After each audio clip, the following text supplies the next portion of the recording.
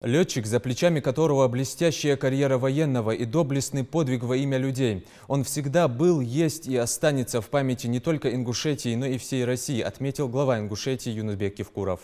Мы всегда должны подчеркивать, это истории нам дано право, наш достойный народ среди народов Российской Федерации дал современной России первого героя России, первого героя. Мы всегда должны об этом говорить, мы должны это подчеркивать. Я стараюсь иногда, видя по телевизору слова, передачу про Сулумбека Асканова, когда я вижу, что нет слова первого, стараюсь им подсказать. Мы все должны этим гордиться, мы должны об этом говорить. И если мы это не будем говорить, то другие тем более не будут говорить. Это первый герой Российской Федерации. И значимость этого человека, она высока. Да, вот сегодня ему исполнилось бы 75 лет. И он на протяжении вот этих лет после своего подвига, смерти, подвиг, который он совершил, отдав свою жизнь за спасение жизни других. Вот бессмертный подвиг, он так называется, да?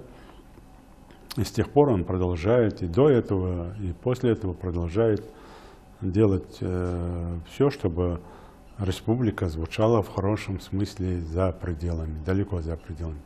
Мы помним, как мы отмечали и 20-летие его подвига, и 25-летие его подвига.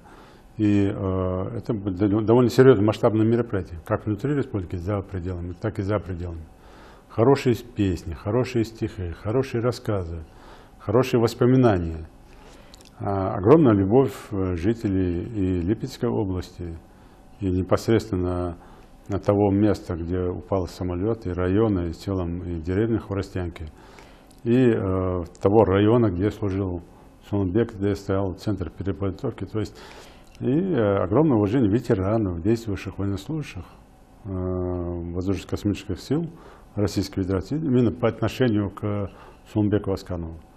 Поэтому, конечно, нам это знаменательно, и мы, если не можем каждый день об этом говорить, то в такие дни, в дни вот таких юбилейных там, или просто дня рождения человека такого, мы обязаны говорить об этом.